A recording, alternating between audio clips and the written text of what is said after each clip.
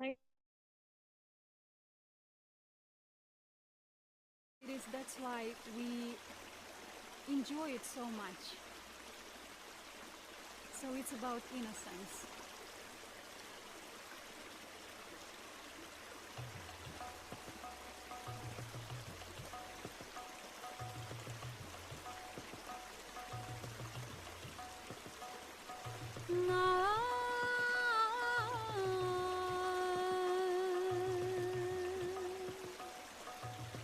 माता तेरी पार्वती, पिता महादेव। माता तेरी पार्वती, पिता महादेव। जय गणेश जय गणेश जय गणेशा देवा। जय गणेश जय गणेश जय गणेशा देवा। माता तेरी पार्वती, पिता महादेव। माता तेरी पार्वती, पिता महादेवा। जय गणेश जय गणेश जय गणेशा देवा। जय गणेश जय गणेश जय गणेशा देवा।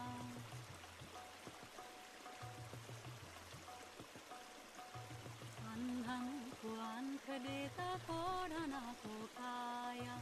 अंधं को आँख देता कोढ़ना को काया।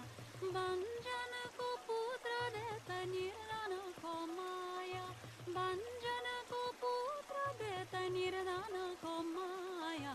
जय गणेश जय गणेश जय गणेशा देवा। जय गणेश जय गणेश जय गणेशा देवा। माता तेरी पार्वती, पिता महादेव। माता तेरी पार्वती, पिता महादेव। जय गणेश जय गणेश जय गणेशा देवा। जय गणेश जय गणेश जय गणेशा देवा।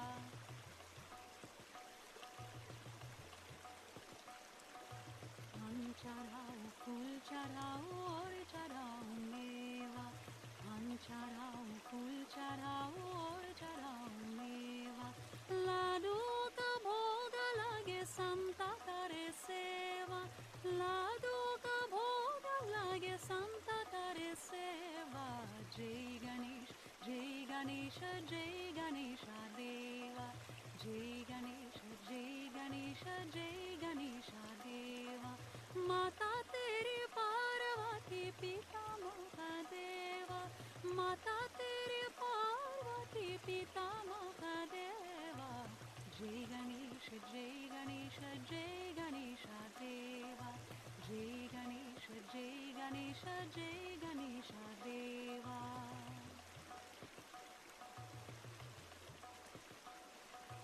एकदंत दायवंत चार भुजाधारी।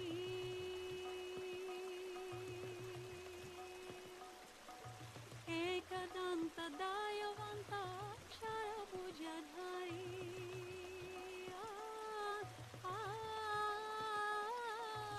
एकदंत दायवंत चार भुजाधारी। मस्तक सिंदूर शोभे चूहे की सवारी। मस्तक सिंदूर शोभे चूहे की सवारी। जय गणेश जय गणेश जय गणेशा देवा। जय गणेश जय गणेश जय गणेशा देवा। ओ माता तेरी पार्वती, पिता महादेवा। माता तेरी पार्वती, पिता महादेवा। जय गणेश जय गणेश जय गणेशा देवा। जय गणेश जय गणेश जय गणेशा देवा। गणपति देवा गणपति देवा। गणपति देवा गणपति देवा। जय गणेश जय गणेश जय गणेशा देवा। जय गणेश जय गणेश जय गणेशा देवा। हो जय गणेशा देवा। जय श्री माता जी। हम सब श्री माँ की प्रतिमा की ओर देखते हुए प्रणाम करेंगे और धीरे धीरे बंधन लेंगे।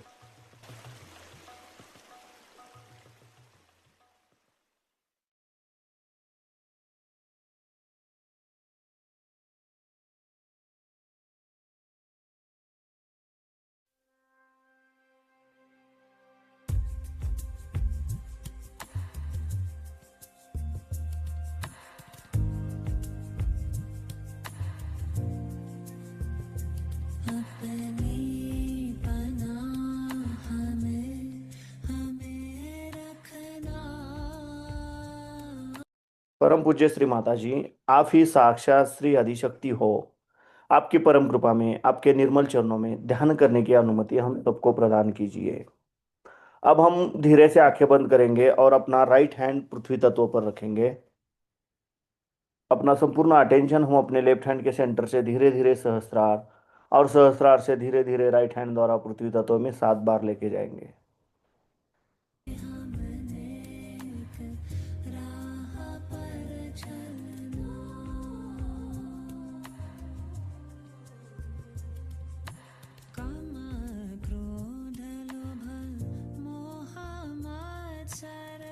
और अहंकार से हमको बचाना।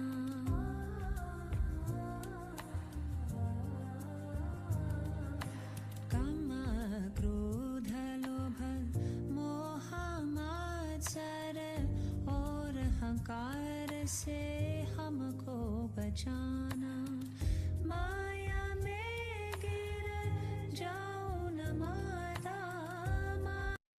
अब हम अपना राइट हैंड अपनी गोद में रखेंगे और लेफ्ट हैंड आकाश तत्व की ओर करेंगे। अपना पूरा अटेंशन हम अपने राइट हैंड के सेंटर से धीरे धीरे सहस्त्रार, और सहस्त्रार से धीरे धीरे लेफ्ट हैंड द्वारा आकाश तत्व में 7 बार लेके जाएंगे। ओ अपनी निगाह में हमें रखना।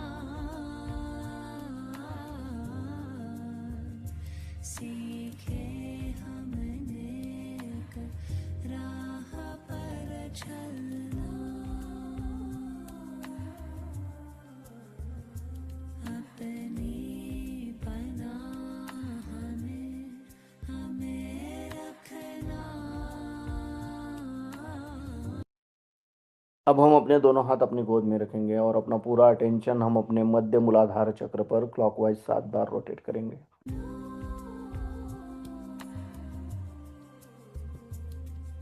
क्षमावान कोई तुझसे नहीं माँ है परमेश्वरी है शुभकारी।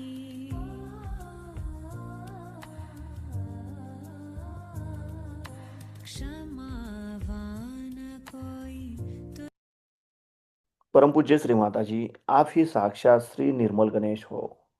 आपकी परम कृपा में हमारे मूलाधार चक्र के सभी दोष, सभी बाधाएं इस पृथ्वी तत्व में समर्पित कर लीजिए, और हमारे अंदर श्री गणेश तत्व जागृत कीजिए। हमें श्री गणेश जी के जैसा बोधित एवं पवित्र बनाइए, जागृत बनाइए। श्री निर्मल गणेश साक्षात। ओम तमेव साक्षात श्री निर्मल गणेश साक्षात श्री आदिशक्ति माता जी श्री निर्मला देवे नमो नमः।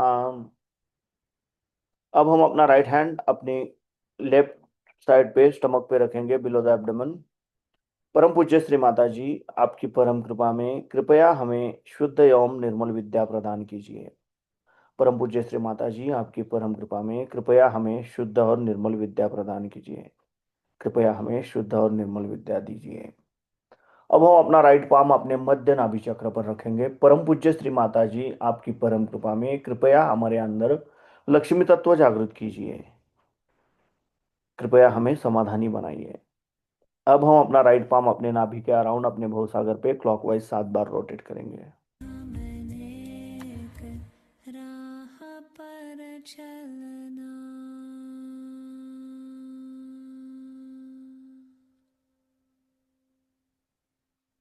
परम पूज्य श्री माता जी, आप ही साक्षात श्री हरिगुरु दत्तात्रेय हो। आपकी परम कृपा में कृपया हमारे अंदर गुरु तत्व जागृत कीजिए। अब हम अपना राइट पाम अपने हृदय पे रखेंगे, लेफ्ट साइड पे। परम पूज्य श्री माता जी, आपकी परम कृपा में मैं केवल एक शुद्ध आत्मा हूँ। मैं मन नहीं, बुद्धि नहीं, शरीर नहीं, अहंकार नहीं, मैं केवल एक शुद्ध आत्मा हूँ। मैं केवल एक शुद्ध आत्मा हूँ। कृपया आप हमारे हृदय में विराजमान हो जाइए। अब हम अपना राइट पाम अपने लेफ्ट विशुद्धि चक्र पर रखेंगे। परम पूज्य श्री माता जी, आपकी परम कृपा में मैं निर्दोष हूँ। मैं निर्दोष हूँ। मैं निर्दोष हूँ। अब हम अपना राइट पाम अपने आज्ञा चक्र पर रखेंगे और यहाँ पे हमें 3 बार क्षम कहना है। क्षम क्षम क्षम। परम पूज्य श्री माता जी, आपकी परम कृपा में मैंने सबको क्षमा कर दिया है और खुद को भी क्षमा कर दिया है। कृपया हमें सदैव क्षमाशील बनाए रखिए। अब हम अपना राइट पाम अपने सहस्त्रार पे रखेंगे और धीरे धीरे क्लॉकवाइज 7 बार रोटेट करेंगे।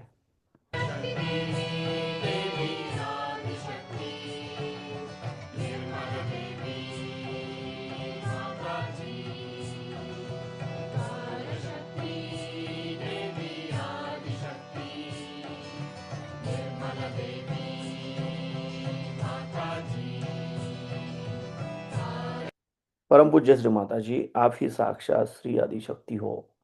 आपकी परम कृपा में कृपया हमें निर्विचारिता प्रदान कीजिए। अब हम अपने दोनों हाथ अपनी गोद में रखेंगे, अपना पूरा अटेंशन अपने दोनों हाथों के सेंटर पे और अपने सहस्रार पे केंद्रित करेंगे और इसी अवस्था में हमें श्री माँ की अमृतवाणी सुननी है।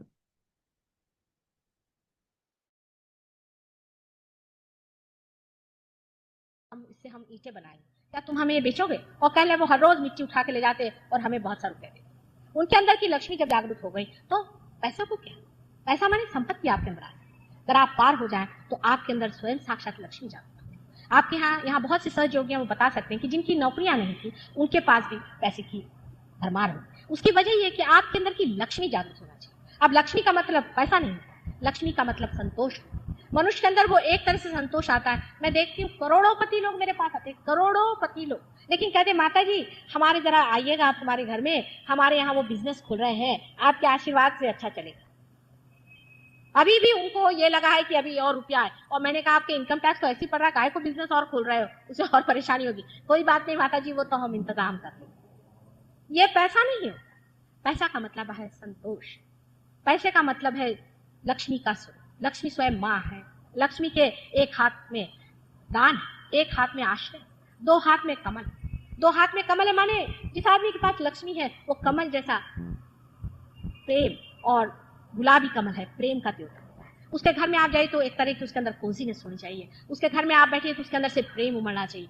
उसको मैं रईस मानती हूँ जिसका घर हमेशा खुला है। मैं अपने पिता की बात बताती हूँ जो कि लीजेंडरी लोग सोचेंगे। मेरे पिता का घर सुबह शाम 24 घंटे खुला रहता।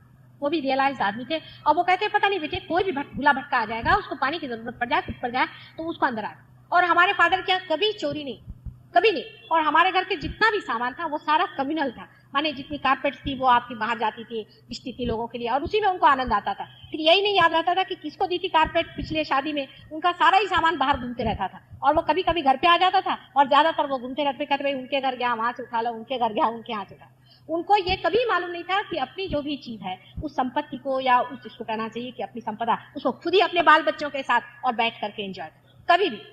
और वही बात मैं आज देखती हूँ कि अगर आज हमारे कैपिटलिस्ट लोगों में ये बात दिमाग में आ जाए कि ये हमारे अकेले एंजॉय करने की चीज नहीं है लेकिन सारे समाज को बांट के खाए, तो ये सारे प्रश्न समाज के एकदम टूट जाए। उनको लक्ष्मीपति होना चाहिए, पैसा वाला नहीं होना चाहिए। पैसे वाले को कोई नहीं पूछता है, उसको कोई भी नहीं जानता है, उसके बच्चों को तक कोई नहीं मानता है जब तक आप समाज में वितरित अपने होते नहीं।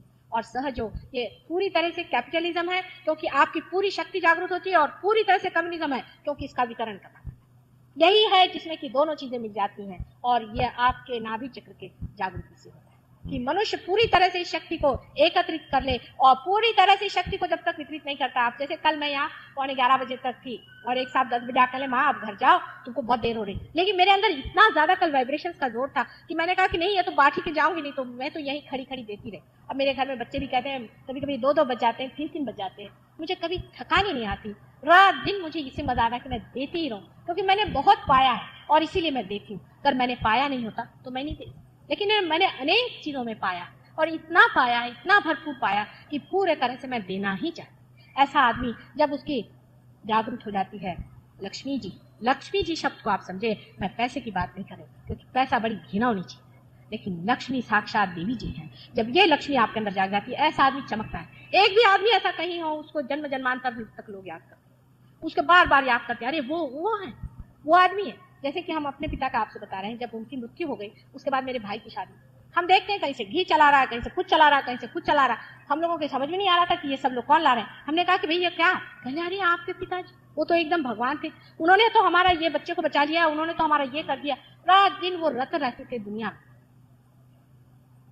उसी तरह के आप भी हो सकते हैं अगर आपकी नाभि चक्र जागृत हो जाए, आप में एक कॉन्फिडेंस आ जाए। उसके ऊपर में साइड में ये जो है नीचे में ये स्वादिष्ठान चक्र है। इस चक्र में श्री ब्रह्मदेव का स्थान है और इससे आप सृजन करते हैं, विचार करते हैं, आगे की सोचते हैं। ये भी चक्र हमारे यहाँ कल तो बहुत ही आप लोगों का ये चल रहा था और सबका पकड़ा हुआ था स्वादिष्ठान चक्र, क्योंकि आप लोग बहुत जरूरत से ज्यादा कल सोच रहे थे। आज जरा ठंडा है, तो ये स्वादिष्ठान चक्र जब पकड़ जाता है, यानी स्वादिष्ठान पे ज्यादा प्रेशर पड़ जाता है, तभी आपको वो बीमारी होती है जिसे डायबिटीज कहते हैं। उसके बाद आपके अब मतलब थोड़े थोड़े में सब चक्र बता रही हूं मैं। ऊपर में उसके जो है ये हृदय चक्र होता है, जिससे कि आपका कार्डियक प्लेक्सस कंट्रोल होता है। इस हृदय चक्र में जगदम्बा का स्थान है। जगदम्बा जो कि सारे जगत की अम्बा है, माता दुर्गा जी, उनका स्थान। और माता दुर्गा वहां बैठी हुई हैं। जिस वक्त आपकी रक्षा का स्थान टूटता है, जब आप सुरक्षित नहीं महसूस करते, जब आपको घबराहट हो जाती है, जिस वक्त आप भूल जाते हैं कि आपकी माँ जगदम्बा है, उस वक्त ये चक्र चलने लग जाता है। और ये चक्र चलने की वजह से ही आदमी में श्वास, बहुतों को जो श्वास की बीमारियां हैं या हृदय की बीमारियां हैं, वो इसी चक्र के कम हो जाने से या इस चक्र में गति अवरोध हो जाने से हो जाता है। उसके ऊपर का जो चक्र है, जिसे कि हम विशुद्धि चक्र कहते हैं, इस चक्र से पहले लेफ्ट साइड में, राइट साइड में जो जगह बनी हुई है, वहां पर श्री राम का स्थान है। क्योंकि श्री राम अपने को अवतार नहीं मानते थे, इसलिए उनका स्थान साइड में है। अब आप जानते हैं कि विष्णु जी ने 10 अवतार लिए और 10 अवतार लेते वक्त उनका जो एक अवतार राम का हुआ, वो उस जगह पहुंचा, वो भी हमारे अंदर है। जितने भी अवतार हुए हैं, ये हमारे लीडर्स हैं और ये लीडर्स हमारे अंदर आकर के हमें मार्ग बताते हैं। और यही जो बीच का पथ है, जिसे हम सुषुम्ना नाड़ी कहते हैं, यही वो महालक्ष्मी का पथ है और जिससे हमारी उत्क्रांति होती है, इवोल्यूशन होता है। और यह जो हमारे 10 अवतार विष्णु के हुए हैं, वो बिल्कुल हमारे इवोल्यूशनरी 10 स्टेजेस है। अगर मेरी किताब छप जाएगी तो आप देखिएगा, उसका मैंने बड़ा बारीक विवेचन दिया हुआ है। लेकिन उसका जो सबसे संपूर्ण अवतार माना जाता है, 8वां अवतार, जिसको कि हम श्री कृष्ण के नाम से जानते हैं, इनको हम संपूर्ण इसलिए कहते हैं कि वो सारे संसार के साक्षी हैं और वो सारे संसार को लीला स्वरूप देखते हैं। उनका इस जगह कंठ में पीछे नहीं था। अब कल बहुत लोगों का ये हिस्सा दुख रहा था, तकलीफ थी। अब ये हमारा बड़ा महत्वपूर्ण चक्र है, क्योंकि इसी चक्र के कारण हम मनुष्य हुए। हमारी गर्दन पहले झुकी हुई थी, वो जब ऊपर खड़ी हो गई, इस वक्त ये चक्र चालू हुआ, तब हम इसे कह सकते हैं कि हमारा विशुद्धि चक्र जो है ये जागृत। ये कृष्ण के जमाने में, माने कृष्ण 6000 साल में हुए, 6000 वर्ष पहले होते। 6000 वर्ष पहले मनुष्य में ये धारणा आई कि मैं मानव पूरी तरह से हूं।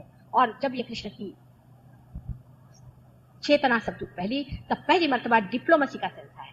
कृष्ण ये डिप्लोमेसी का उपकरण है, डिवाइन डिप्लोमेसी का उपकरण है। राजकारण के बिल्कुल पूरे सूक्ष्म से सूक्ष्मतर सारे ही मार्ग जानने वाले श्री कृष्ण। उनकी गीता कुछ नहीं पर पूरी डिप्लोमेसी।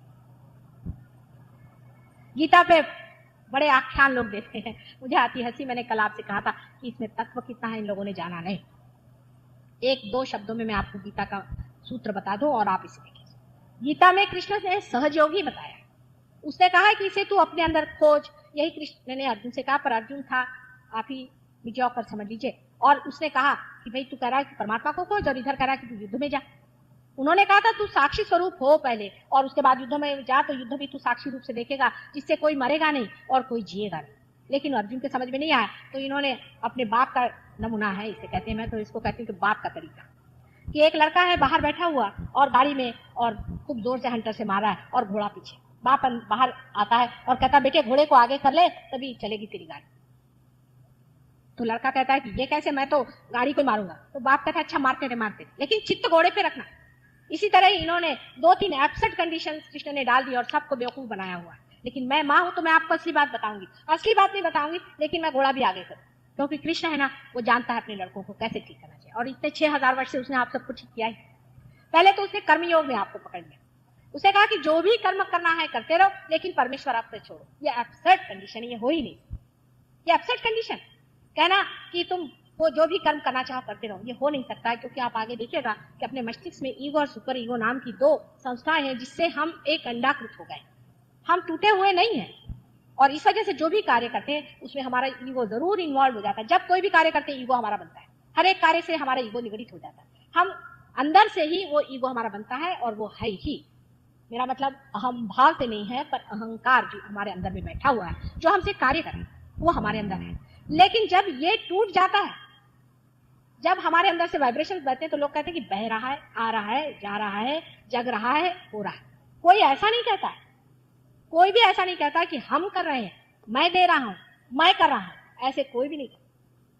जब आदमी टूट जाएगा तभी वो ऐसा अकर्म में उठ सकता है, जो कृष्ण ने कहा है, जो कि एब्सर्ड कंडीशन, वही कि घोड़ा तो पीछे रख और आगे मारते रहे, तो बाद में 6000 साल बाद तो जानेगा कि ये गलत है। अब बहुत से आदमी क्या कहते हैं, हमने तो सब कर्म परमात्मा पे छोड़ी, झूठ, हो ही नहीं सकता जब तक आप टूटिएगा नहीं, ये होता नहीं। इस सत्य को जब आपने मान लिया कि नहीं होता है, तभी आप टूट भी सकते। जब टूटने के बाद आप कहते हैं हो रहा है, जा रहा है, कर रहा है, बन रहा है, अपने आप घटित होता सब कुछ दिखाई देता है।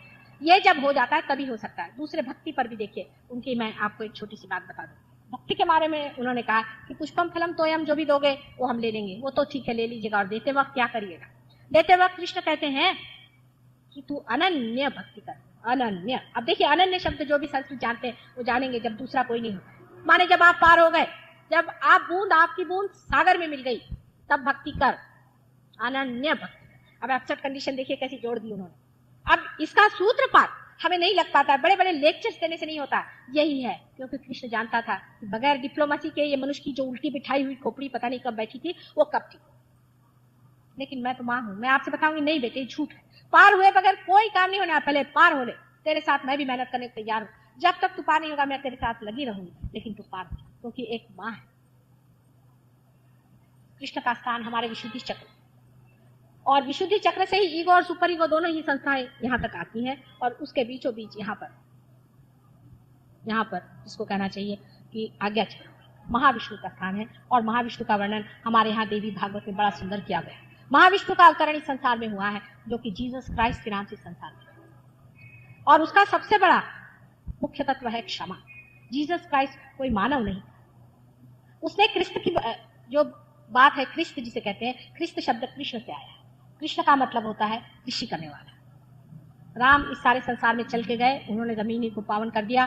कृष्ण ने आकर के यहाँ कृषि की, यहाँ पर उसने बीज डाला। उन्होंने अपने गोकुल के उसमें जो रास रचाया, ये सब सहयोग का उन्होंने बीज डाला। और कृष्ण का नाम ख्रिस्त के तरह से जिसने दिया, जो उसकी माँ थी मेरी, दूसरी तीसरी कोई नहीं थी, पर स्वयं राधा जी। इसका वर्णन आप चाहें तो आप लोग देवी महात्मा में पढ़ सकते हैं, जो मार्कंडेय स्वामी ने लिखा। मार्कंडेय जैसा मार्मिक और मार्कंडेय जैसा सूक्ष्म दृष्टि वाला तो दूसरा बेटा ही मिलना मुश्किल है। दूसरा उसके मुकाबले में हमारे शंकराचार्य, वो भी क्या कमाल के, पर वो इतने अभिभूत है माँ पर कि वो माँ के ही वर्णन में, लेकिन कमाल का वो भी, मैं तो आश्चर्य करती हूँ कि एक हाँ हूँ कि सब चीजों का उन्होंने ऐसा वर्णन करके रखा कि मैं स्वयं ही आश्चर्यचकित हूँ कि ये सब इन्होंने कैसे जाना। इन दो महान लोगों को बहुत ही बड़ी चीज है, मार्कंडेय स्वामी और श्री शंकराचार्य। और ये भी अवतरण ही, जो हसन और हुसैन नाम से बाद में आए और जो बुद्ध और महावीर के नाम से रहे, वही एक ही अवतरण इन तीनों चीजों। ये सारा इंटीग्रेशन आज आपको मैं समझा रही हूँ और बता रही हूँ, क्योंकि आज आप हॉल में बैठे और मेरी बात सुन रहे हैं। ईसा मसीह के जमाने में तो 3 साल के अंदर के में पकड़ करके आप ही जैसे इंटेलेक्चुअल्स ने उसको फांसी दिया। आज मुझे कोई फांसी नहीं देगा, इतना मैं जानती हूँ। हालांकि काफी मुझे परेशान लोग करते हैं, उसका कोई हर्ष नहीं, और फांसी भी दे दें तो मैं देखती हूँ कि अब मुझे कौन फांसी देगा। ईसा मसीह ने अपने क्रूस से अपने माँ से एक बात पूछी थी, mother where is your son, और फिर मुंह मोड़ के उससे भगवान से पूछा वेयर इज माय मदर। ये बड़ा भारी उनका सेंटेंस है। बहुत बार आप लोगों को जब आज्ञा चक्र की पकड़ होती तब ख्रिस्त से मुझे पूछना पड़ता है। वो बड़ी सूक्ष्म चीज, बड़ी सूक्ष्म संवेदना है। उस वक्त में वो एक खेल खेल गए, एक नाटक खेल गए, और उसी में उन्होंने कृष्ण की बात तय की और समझाया कि नैनम छिरंति शस्त्राणि नैनम दहति पावका, शरीर वो उठ करके रेजरेक्शन। जब तक उनका रेजरेक्शन नहीं हुआ था, उनके शिष्य लोगों ने मार जान आफत कर 2500 बीमारों को लेके आए, इसको ठीक कर उसको ठीक कर, कोई उनकी कोई बात नहीं मानता। जब उनका रेजरेक्शन होते देखा तो अवाक रह गए कि ये कैसा शरीर उठ करके चले, क्योंकि उनका शरीर स्वयं साक्षात प्रणव से बना है और वो गणेश जी का ही अवतार। किसी के बाप के ईसा मसीह नहीं थे जो कि हम कहें कि हम ही बड़े ईसाई बने हैं, और किसी के बाप के गणेश जी भी नहीं है। जब तक आप गणेश जी के नहीं हैं, आपका गणेश जी से कोई संबंध नहीं। और अगर आप गणेश जी के हैं तो श्री कृष्ण भी आप ही के साथ है और सभी आपके साथ हैं, क्योंकि those who are not against me are with. सब एक ही संस्था में, सातों की सातों संस्थाएं आपके साथ खड़ी हुई। इसके अलावा इन 2 चक्रों पे खड़े हुए हनुमान जी, दो नाड़ियों पे खड़े हुए हनुमान जी और भैरवनाथ जी भी आपकी मदद करते हैं। उसके ऊपर आप देखिए कि आज्ञा चक्र पे मैंने आपको महाविष्णु का अवतरण बताया, ईसा मसीह। ये एक विशेष रूप से बनाए गए थे और इनको, ये जो पिता की बात हमेशा कहते हैं, ये कृष्ण ही की बात है, कृष्ण के लिए ही पिता पिता कहते हैं। उनका नाम जीसस भी यशोदा से हुआ है, क्योंकि राधा जी ने सोचा कि यशोदा जी के बारे में कहीं भी कुछ कहा नहीं गया, इसलिए उनका नाम उन्होंने जीसस, यशोदा, येसु, जेसु, जैसे हम लोग यशोदा को भी जेसु कहते हैं। कुछ देशों में युगोस्लाविया में जुगोस्लाविया कहते हैं। इस तरह से येसु और जेसु होता है। इस तरह उनका नाम उन्होंने येसु ही रखा था, लेकिन उसको जेसु, गोकुल में यशोदा को जसोदा ही कहते हैं, इसलिए उनका नाम जेसु, जीसस है। जीसस हमारे ही अपने कृष्ण के इकलौते एक बेटे, जो राधा जी ने वैकुंठ में उनको पैदा किया था, एक अंडर रूप से, एक विशेष रूप से, और उनको विशेष रूप से श्री कृष्ण ने एक बड़ा भारी वरदान दिया था कि मेरे अर्पित जो कुछ भी होगा उसका 16वां हिस्सा बेटे मैं तुम्हारे लिए निछावर करता हूं, और तुम मेरे से ऊपर प्लेस्ड होगे और सारा संसार तुमको आश्रय माने। और ये लोग क्रिश्चियन बनाने जो निकले, इनके बाप दादे और परदादे भी कभी नहीं समझ सकते कि ईसा मसीह कौन था। ये तो पढ़ने को भी तैयार नहीं, देखने को भी तैयार नहीं है कि हमारी संपदा में और हमारे धर्म पुस्तकों में और हमारे बड़े बड़े महान लोगों ने कितना ईसा पे काम किया हुआ, और वो आज भी हमारे लिए पूजनीय है। आपको आश्चर्य होगा कि लंदन में यीशु मसीह पे आजकल इतना गंदा एक पिक्चर बनाने की कोशिश कर रहे हैं कि यीशु मसीह का उनके माँ से बुरा संबंध था। ऐसा अपने देश में कोई हिंदुस्तानी बर्दाश्त नहीं कर सकता, चाहे वो ईसाई हो चाहे नहीं। ये कैसे वहां बर्दाश्त हो सकता है? अमेरिकन देख सकते हैं, इंग्लिश देख सकते हैं, जर्मन देख सकते हैं, लेकिन हिंदुस्तानी एक भी आदमी ऐसे पिक्चर में नहीं जाएगा और सारा देश खिलाफ खड़ा हो जाएगा। हालांकि हम लोग कोई ईसाई नहीं, ये हमारे देश की पवित्रता की भावना है, और इन्हीं छोटी छोटी बातों से हम लोग बंधे हुए हैं। अभी मेरे शिष्य आए हुए हैं लंदन से, वो कहते हैं आप लोग कितनी छोटी छोटी चीजों पे चलते हैं, आपके यहाँ कितना प्रोटोकॉल चलता है, आपके यहाँ किस तरह से किसी को बहन मान लिया। अभी कोई हमारे पड़ोसी थे, तो मैंने कहा ये मेरे दामाद के बड़े भाई हैं। उनका इनके तो बड़े भाई हैं क्या? आप तो कह रहे थे वो एक ही लड़का। मैंने कहा वैसे हमारे यहाँ कहा जाता है। उनकी ये समझ भी नहीं आता हमारे छोटे भाई बहन कैसे तरह से हमारी सोसाइटी बनी है, किस तरह से हमारा समाज सुंदरता से बना हो। इसको तोड़ो, इसको खत्म करो। उनसे सीखने का कुछ नहीं, मैं आपको बताती हूँ, उनसे कुछ भी सीखने। उन्होंने थोड़ा बहुत पैसा इकट्ठा कर लिया, लेकिन अपने को बिल्कुल नर्क के गर्भ में उतार दिया है। आप लोग उनसे कुछ मत, आपकी संस्कृति को बचाइए, बहुत जरूरी है। ये सारे संसार को बचाने वाली संस्कृति मैं आपसे बताती हूँ, और इसके बड़ी पीछे में बहुत अनेक वर्षों की तपस्या और अनेक वर्षों की पवित्रता बड़े बड़े महान लोगों की लगी हुई है। और इसको आप ऐसे ही मूर्खता से न, इसके बारे में आप पढ़ना नहीं चाहते तो मत पढ़िए, लेकिन इसको समझने की कोशिश करें। इसके ऊपर में आप जो सबसे ऊंचा संस्कार है जिसको कि तोड़ा जाता है, इसमें कलकी का अवतरण है, जो कि कलेक्टिव कॉन्शियसनेस को लाता है, जो कि सारी समग्रता को लाता है, और सारा के सारा पूरा संसार का जो भी नक्शा है उसको एक सूत्र में बांधता है। वो ऊपर में कलकी का अवतरण है। सबसे ऊंचा यहाँ पर स्थान मैंने आपसे कहा था सदाशिव का होता है। जब ये चक्र खुल जाता है तब सदाशिव का चक्र वो खुल जाने की वजह से, और वहां से एक छोटी सी नाड़ी जो कि हृदय पे उतरती है, वहां पर सर्वव्यापी जो सूक्ष्म शक्ति है वो उसमें से गुजर करके और इसमें आ जाए। आपको समझाना हो तो ऐसे समझ लें कि अगर आप यहाँ पर बैठे हुए हैं तो यहाँ हर तरह का चित्र है और हर तरह का गाना चल रहा है, लेकिन आपको सुनाई नहीं दे रहा। आप अगर यहाँ रेडियो लगा दें तो आप गाना सुन सकते हैं। आप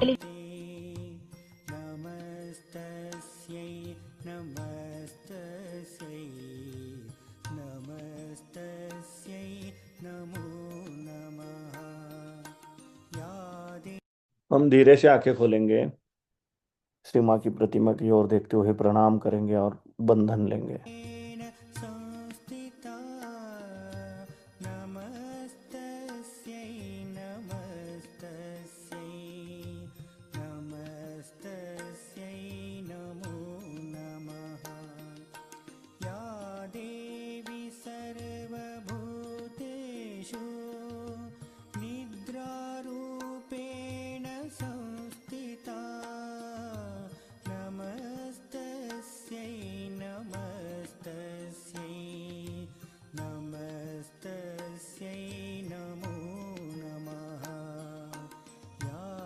जय श्री माता जी।